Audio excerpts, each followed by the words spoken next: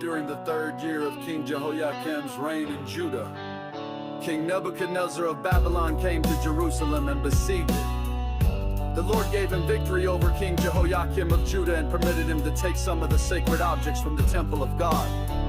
So Nebuchadnezzar took them back to the land of Babylonia and placed them in the treasure house of his God.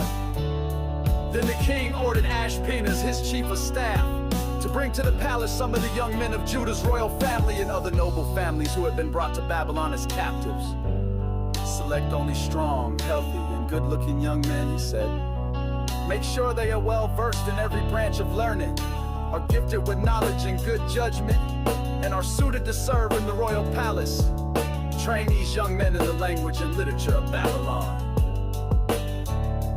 The king assigned them a daily ration of food and wine from his own kitchens. They were to be trained for 3 years, and then they would enter the royal service. Daniel, Hananiah, Mishael, and Azariah were 4 of the young men chosen, all from the tribe of Judah. The chief of staff renamed them with these Babylonian names. Daniel was called Belteshazzar, Hananiah was called Shadrach, Mishael was called Meshach, Azariah was called Abednego. But Daniel was determined not to defile himself by eating the food and wine given to them by the king. He asked the chief of staff for permission not to eat these unacceptable foods. Now God had given the chief of staff both respect and affection for Daniel. But he responded, I am afraid of my lord the king, who has ordered that you eat this food and wine. If you become pale and thin compared to the other youths your age, I am afraid the king will have me beheaded. Daniel spoke with the attendant who had been appointed by the chief of staff to look after Daniel, Hananiah, Mishael, and Azariah. Please test us for 10 days on a diet of vegetables and water, Daniel said.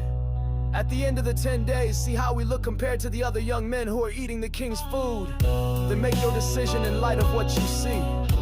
The attendant agreed to Daniel's suggestion and tested them for 10 days. At the end of the 10 days, Daniel and his 3 friends looked healthier and better nourished than the young men who had been eating the food assigned by the king.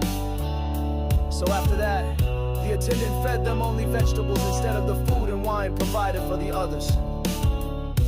God gave these 4 young men an unusual aptitude for understanding every aspect of literature and wisdom. And God gave Daniel the special ability to interpret the meanings of visions and dreams. When the training period ordered by the king was completed, the chief of staff brought all the young men to King Nebuchadnezzar. The king talked with them, and no one impressed him as much as Daniel, Hananiah, Mishael, and Azariah. So they entered the royal service. Whenever the king consulted them in any matter requiring wisdom and balanced judgment, he found them 10 times more capable than any of the magicians and enchanters in his entire kingdom. Daniel remained in the royal service until the 1st year of the reign of King Cyrus.